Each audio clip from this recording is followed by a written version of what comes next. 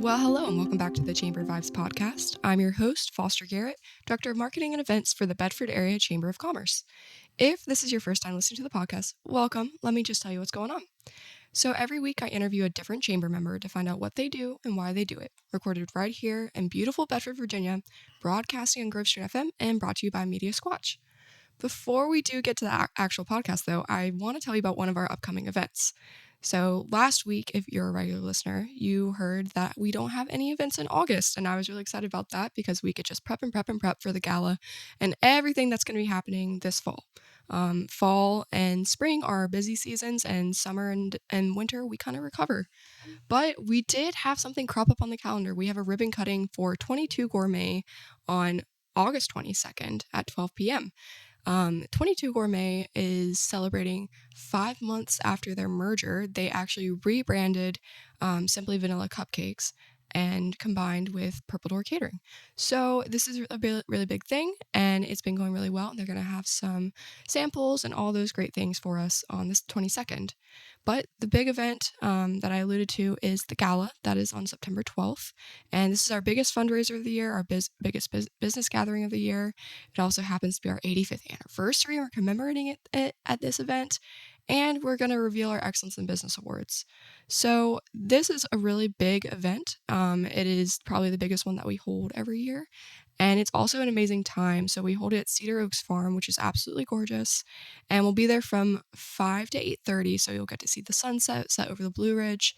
And I always tell people, like, this is it's so great having it at Cedar Oaks because we have our legislative wrap-up breakfast there in the spring. And so we get to see the sunrise at Cedar Oaks. So it's sunrise and sunset, full circle if you come to both. But tickets are available on bedfordareachamber.com. We are way over halfway through ticket sales, so if you want them, you should get them now. But as with all of our events, we have a full calendar in bedfordareachamber.com where you can read about everything and see what's happening. And I'll drop our phone number at the very end, so make sure to listen all the way through so you can contact us with more information. But without further ado, please allow me to introduce today's guest, Denny Huff with the Bedford Community Health Foundation. Welcome to the podcast. Thank you. It's good to be here. I appreciate it. Of course. I'm glad that you were able to make it. Yes. We got the impending weather coming up tomorrow, but today seems to be fine. Yes, thankfully. I know when I woke up and saw that it was blue skies, I was like, oh, just a little bit left. My partner is supposed to go to Myrtle Beach this week, and we just unpacked her suitcase, put it all away, and they scheduled it for next year. Same. Yeah, I'm due to go down Friday of this week, really? as a matter of fact. Yeah, but oh no, I think I'm still going to go. There's a golf game to be had, so find my way down there and see if we can make it. Well, good luck to you. Thank you. That's exciting. I'm actually, not to one up you, I'm going to England on Saturday. Well, that's certainly a one up. Yeah, I'm not trying to like one up, but like I'm really excited about it. My one of my best friends, he's also from Bedford. We went to UVA together, and now he's at grad school in York, England. Awesome. And he's going to be an archaeologist. So the cool thing about... How interesting. Yeah, so the cool thing about York is half of it's Roman and half of it's medieval. And this guy knows... He's in the right spot. He's in the right spot, and I'm excited to go be a part of it. That's cool. Yeah. Well, enjoy. Thank you. I will. Well, Denny, before we kind of jump into the question and answer, can you just tell us a little bit about yourself and Sure. how you became involved with the Bedford Community Health Foundation? Sure. Again, Denny Huff, Bedford Community Health Foundation. I've spent my entire career in nonprofits, 25 plus years. I'm a graduate of Lynchburg College at the time, now University of Lynchburg. Was going to start a career in teaching, but that did not go the way that I wanted it to. The teaching field. Love the kids. The system, I think, was probably not right for me. So ended up in the nonprofit world and have been there ever since. Just sort of working my way up through everything from DSS programs to working in sort of medium, mid-sized nonprofits, working with federal, state and local grants from the Department of Labor and other things like Workforce Investment Act and things like that. So nonprofit has been something that has been a part of my career goals and my career makeup. It just is fulfilling to have a career where you're making a difference in your community, and you can see the good works not only that you do but that others do, and you can join them and assist them in doing their good work. So that's important to me. Absolutely. I think a lot of people don't realize when we talk about working in a nonprofit world, it's not necessarily what you do, but it's how you can empower others to do really great things. Absolutely. And, that's really our role at the foundation, is to Mhm. empower other organizations through our grant process and collaboratives. Excuse me. I will say that, a community is as strong as its nonprofits. If Mhm. we think about it in those terms, it's our nonprofits that sort of catch everything that our government services aren't able to do, right? That they aren't in a position to do, addressing hunger in many ways, whether it's food insecurity, financial insecurity, mental health. It's the nonprofits in our communities that are really the ones that make the biggest difference in the lives of our residents. Absolutely. And I think as somebody who grew up here, I never really understood that, especially as a kid. I mean, the world passes by and you're like, okay, this is great. But there are always things I think I noticed growing up that I wish that things could have been done. And after coming back to Bedford and getting to know different organizations really, really well, especially through Bark, Right. um, there's so many existing organizations that are doing really great things. And like you said, we often don't know about them. We don't really see the work that they're doing. We don't see everything that happens even behind the scenes, even if we're aware. Well, you see it every day. You just don't recognize it, Yeah, right? You exactly. see the folks that are able to get to work, folks that have food, have transportation to get to doctors' offices. These are things that go unseen. Mhm. Um, uh, Dental work, other medical services that come through. These are things that aren't being seen by our community, you know, visibly. But the fact that they're there, they're allowing people Mhm. to live their lives, to stay connected to their communities, which is really something when we start talking about vulnerable populations that is really critical for them, is to be connected to their community and feel like they're a part of it. Mhm. So, kind of taking this back a step, can you tell us a little bit about the history of the foundation and how it came to be? Sure.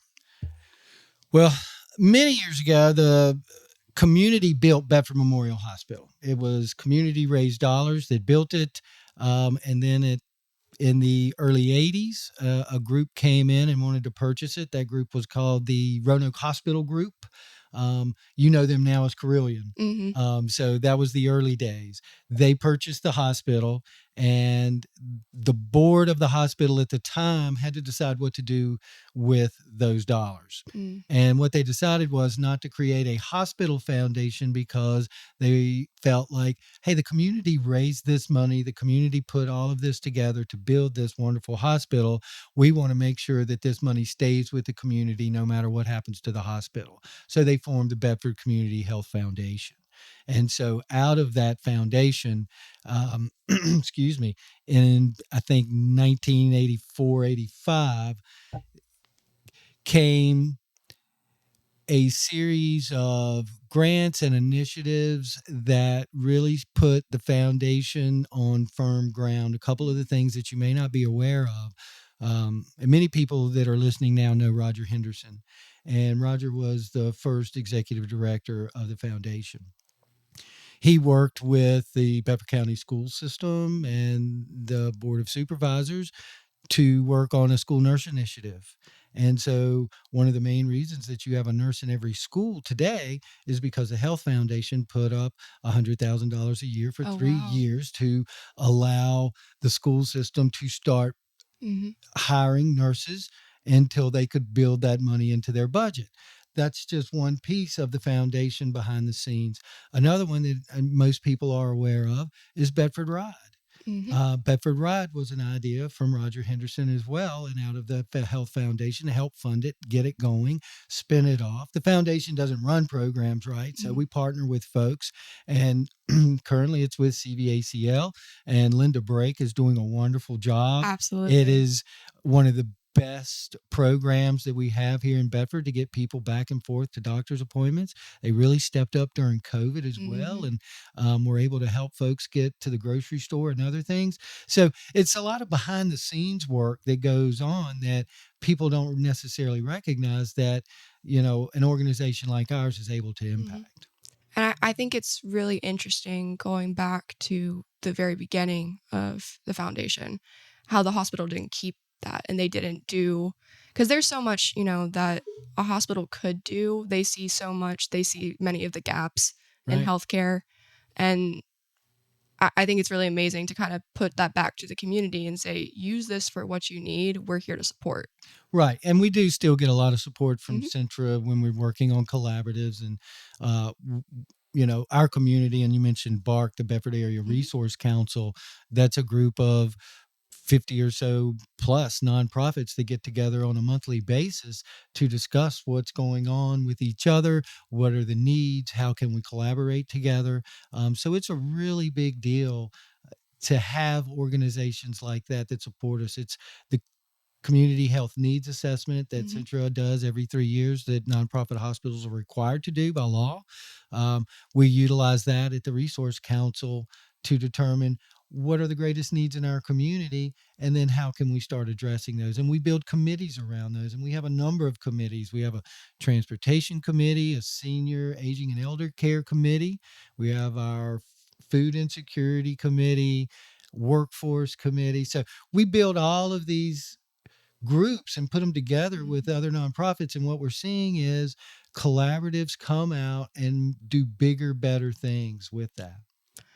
Let me ask you something about BARC. I know that you're not in charge like Andy is, but you've got enough fingers in the pie. What do you think is the role of businesses with BARC and collaboration?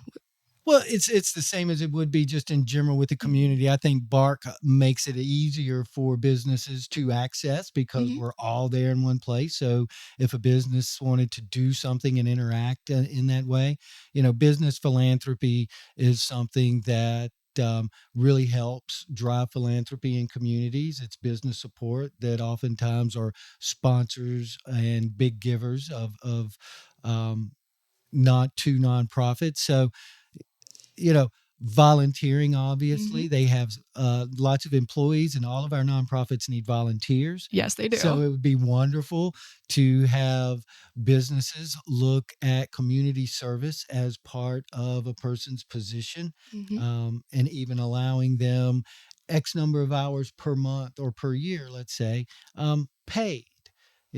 People shouldn't have to take time off necessarily to volunteer to help make their Mm-hmm. community better if that's and again, nonprofits like businesses, they operate that Monday through Friday, 8 to 5, but Yeah. there's still also all of these things that happen on the weekends and after hours where we need volunteers. The need doesn't stop at Mm-hmm. 5 o'clock on Friday.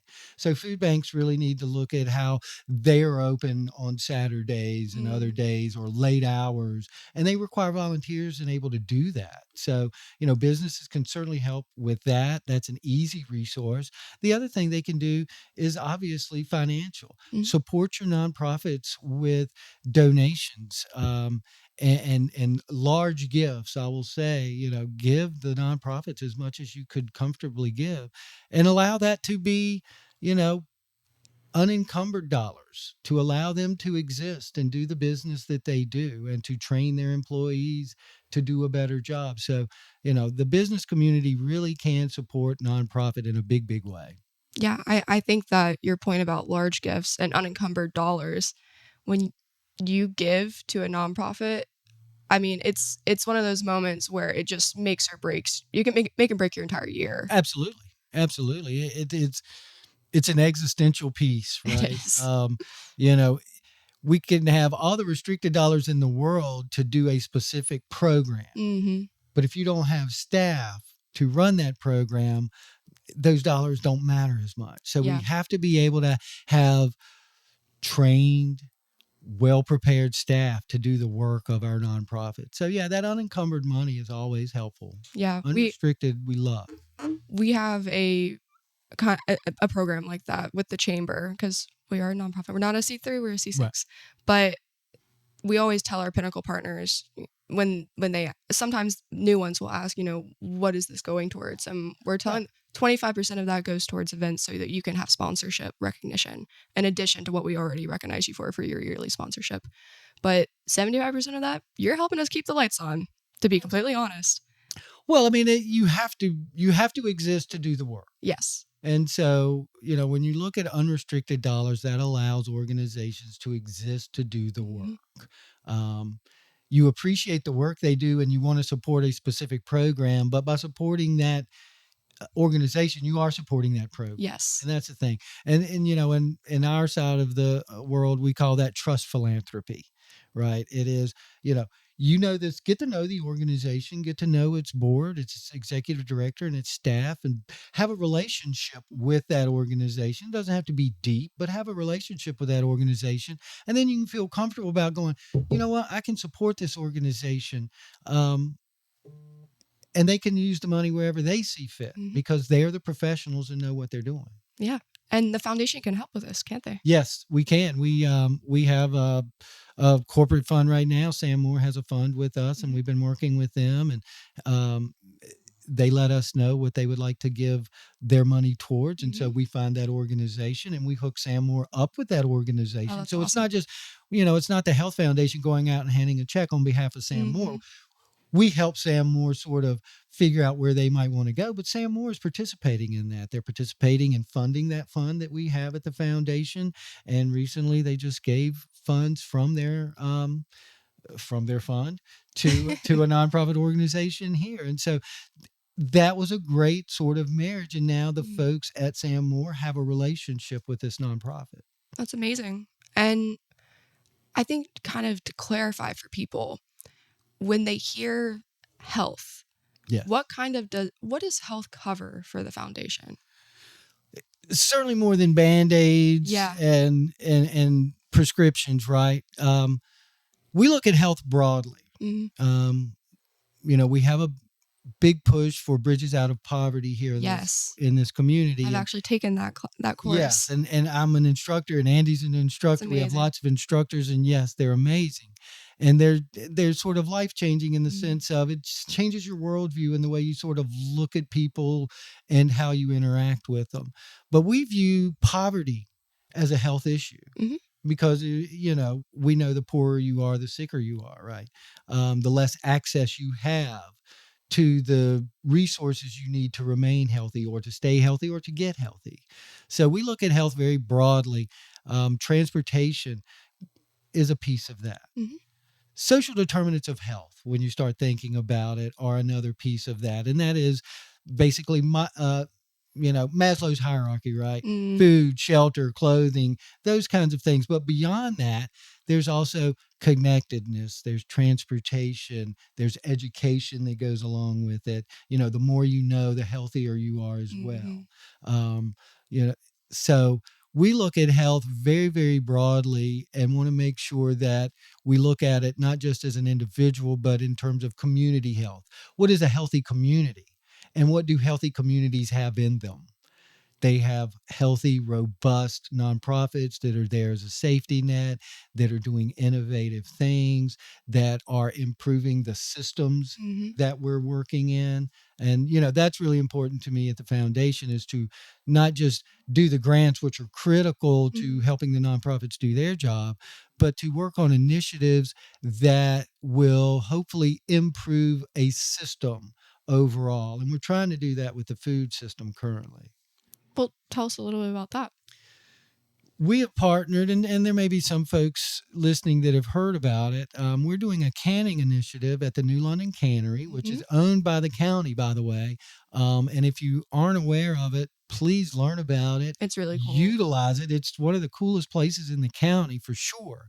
But we were giving a grant to Hunters for the Hungry, who provide venison to food banks in frozen form, in the form of roasts and other types of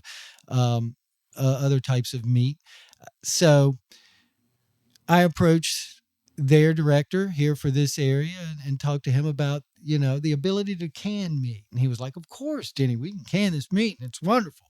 It may not look the best, So we started having more conversations about it. He goes, I think it's a great idea, Gary Arrington. And so we started having more and more conversations about it. And then ultimately it became, hey, it should be a stew, a venison stew. That way it is a ready to eat meal. People can open it up, heat it. So we have been making quarts of venison stew. Um, Last week we just finished a run of 428 quarts Oh my of gosh. venison stew.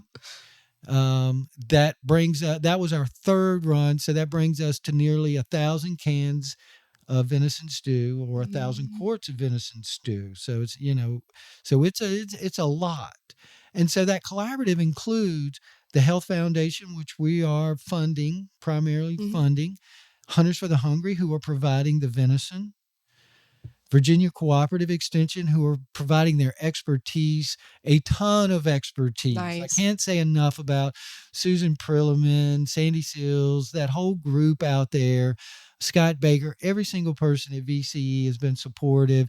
They are helping us. They have access to USDA grade mass ingredient or mass volume recipes. Because if I'm making venison stew at home, let's face it, it's pretty easy, right? Yeah. When I have to make, 70 gallons of it, that recipe becomes a little more complex, right? So we needed to get with, the cooperative extension. We looked at the health of what needed to go in there and the limited ingredients. So, and most of everything that goes in there is local. We buy all of our stuff local. What produce we can get local, we get local. We get it as close to our vicinity as possible. And so our venison stew is there, and the town, working with the town and helping make the label. So there's a lot, design the label. So there's a lot of folks. The health department was involved. This is so cool. It really was just a cool thing. We spent a day at the cooperative extension with a group of volunteers just chopping vegetables and cutting meat, a whole day, hours and hours of doing that.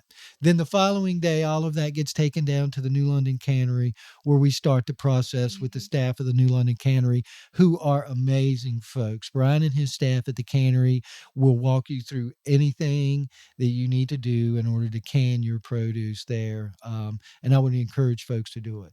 For the foundation, it's a cost-effective way. It's very affordable to get food out to folks. What we hear from food banks or food pantries are that lean protein is a very difficult thing to get for food pantries. And there's not a better lean protein than venison. And so that's out there. These cans are going to be going out as soon as we can get the labels completed. And we're just super excited about that. And again, as part of the food system, what we're hoping to do, and that comes out of the food committee of BARC. See, so how all of this starts to tie together, right? And so Society for St. Andrew is part of our food committee, and we're talking about the canning. And I said, I'd really love to do applesauce. And they were like, well, we glean apples. Right. So working with the nonprofits and the folks in here and making these connections are really important. So hopefully we can work with our farmers, our gleaners, and others, hopefully start getting some applesauce. And then applesauce will be something that comes local from Bedford and gets on the shelves of our local food pantries.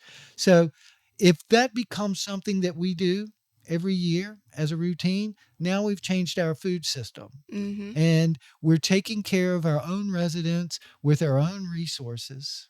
And how wonderful is that? Not to have to rely on outside to be able to do things like that. So, it's really a proud moment for me, I think, and the foundation.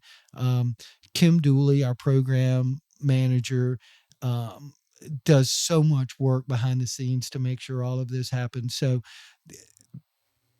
we're a small but mighty sort of group. Anytime we pull together with other organizations, it just strengthens what we can do.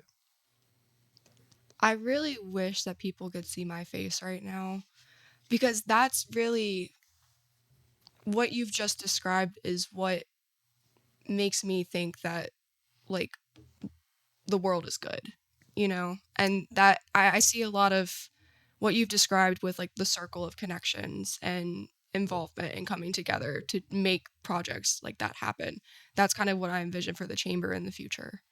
We're rebuilding. We've been around for a long time, but we're rebuilding, and we're a small staff like you are. Right. But there's so many different organizations that we've come to know and people that we've come to know that are just incredible. Right. Extremely community minded. They have great ideas, but we're perhaps not all on the same page quite yet.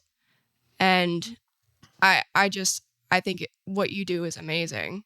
Thank you. Well, there's power in that collaborative, right? Mm-hmm. There's power in those relationships. And so often we forget to build that relationship.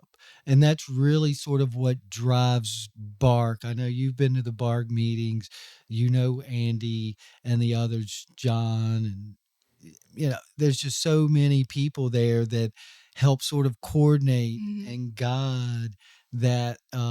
Jennifer Smith Ramey at Horizon Behavioral Health helps organize so much stuff with their Minds Together meeting and the mental health collaboratives. I want to give a shout out to that group, the Minds Together group, and DSS, who have gotten together because of Bark and because of Mm-hmm. these other things. And now we have a drug court here in Bedford County, which a lot of places don't have, which is an alternative to jail. Mm-hmm. It goes after treatment and resources for individuals so they can keep their family units together, so their kids don't have to get into foster care. So we're seeing systems Mm-hmm. change because of Bark, because of relationships being built, outside of the foundation, outside of other funders. These are just organizations that are finding a way to do a better job together versus doing sort of what we can do as an individual Yes, organization. And so there's so much power in relationships that once you establish that relationship, there's really no end to what you can do with whoever you are in that relationship with. absolutely. Well, are there any other current initiatives that you'd like to touch on? Absolutely. There may be some of the folks listening that have heard of the Otter Bus, our Mm-hmm. wonderful Otter Bus that runs the town of Bedford. That is still ongoing. And again, that's a collaborative, that's a public private partnership that is working wonderfully with the town of Bedford. The town of Bedford had to submit a grant to Department of Public Rail and Transportation to get a 3-year reimbursable grant. So the Mm-hmm. foundation is putting up the dollars to do that. So, and we're running that bus Monday, Wednesday, Friday, and Saturday. And we're getting folks out to the park on the weekends. We're getting people to the doctor's office, to the grocery store. I'll tell a story of a rider that gave us a call and asked, hey, Denny, is the bus going to be running, today? Mm-hmm. And I said, yes, ma'am, it's running. As far as I know, everything is on schedule. She goes, that's wonderful. She goes, this is my husband and I's anniversary, and we want to go to Ruby Tuesdays. And they don't have transportation. Mm-hmm.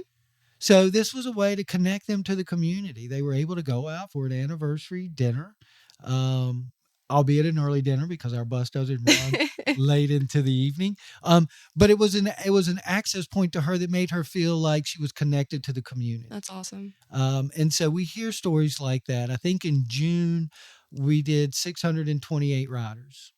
And That is so so many. it's for the town of Bedford, Yeah. it is a lot. And so, I can't tell you how appreciative from the foundation side we are of the town being willing to be a partner with us.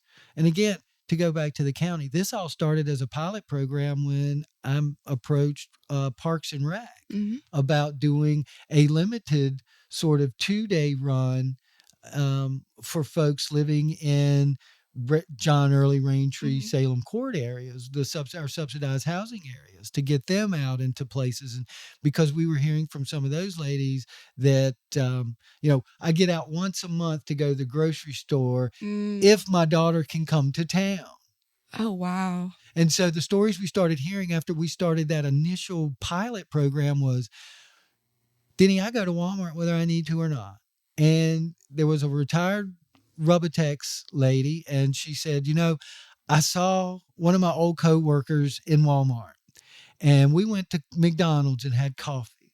And so now every Friday, which then is when the bus ran, it only ran on those Fridays in those days.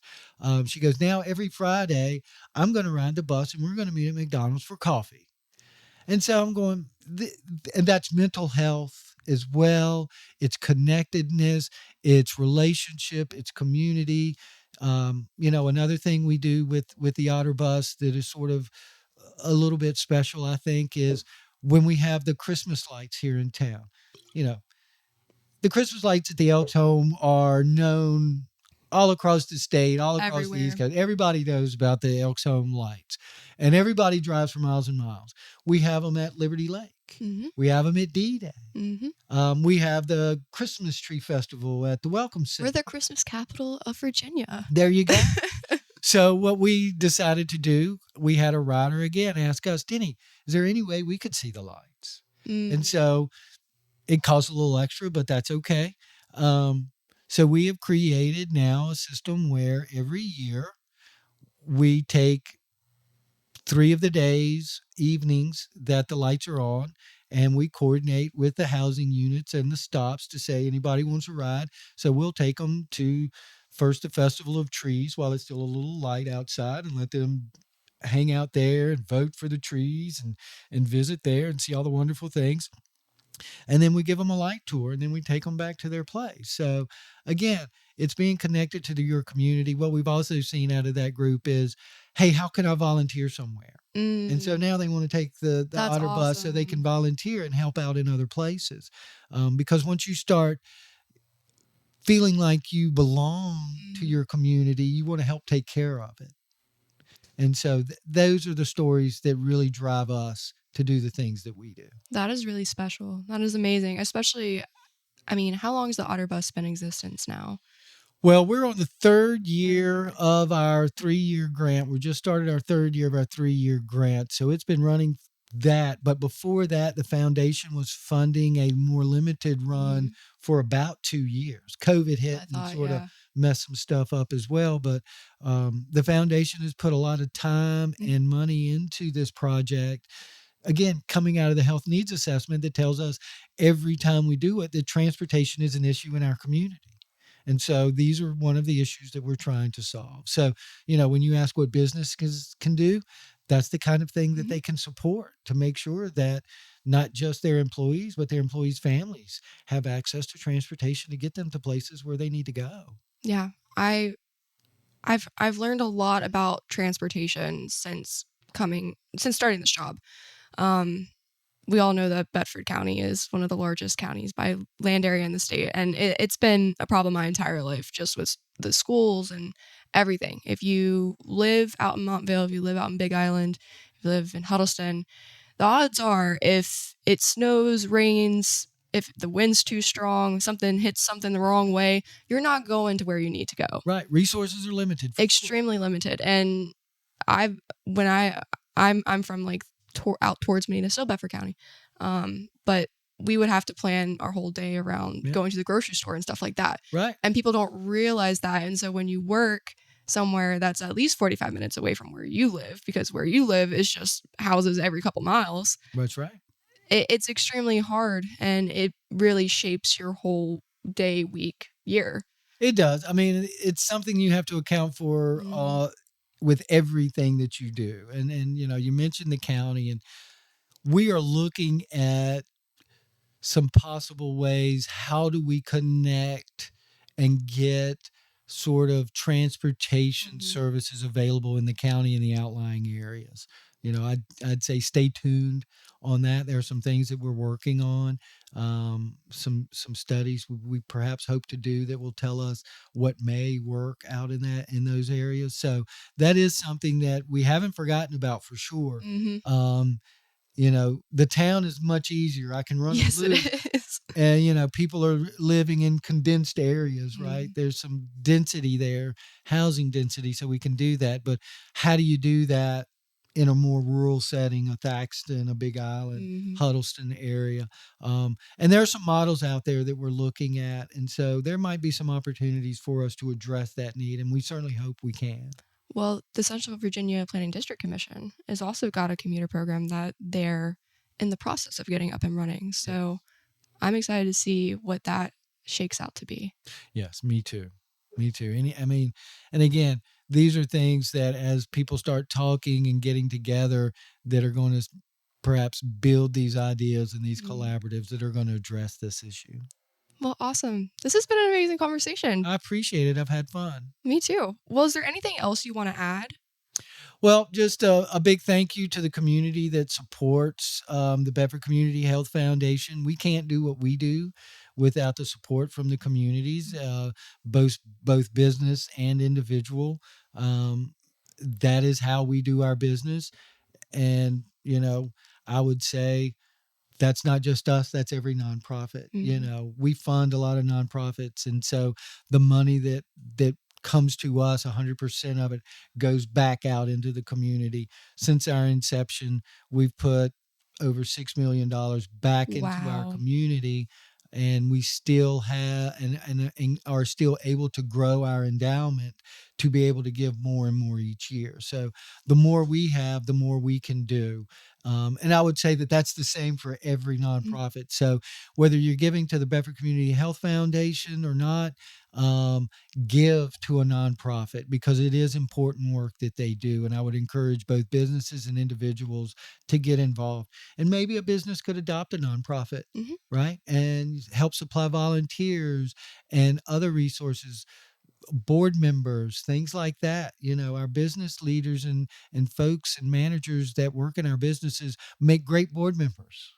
Absolutely. Because they're very intelligent, as you know. I do. And you know how good board members are hard to come by. They are. So, I would love to see a program perhaps where, businesses get together and maybe adopt a nonprofit for those limited purposes. You don't have to be the everything to a nonprofit, but anything that you can do to help that nonprofit is greatly appreciated. So that's the last thing that I'd like to say is, support us out there, support the nonprofits that support our community. That's a good last word. Thank you. Well, if people want to get in touch with you, what's the best way to do that? Best way to do that, our website is healthybedford.org. You're welcome to go to that. We have a lot of information there. Certainly my phone number and contact information is there. My email is ed@healthybedford.org. You can certainly call the office at 540-586-5292, or just come by the office. We're located in the library upstairs. We love to have visitors.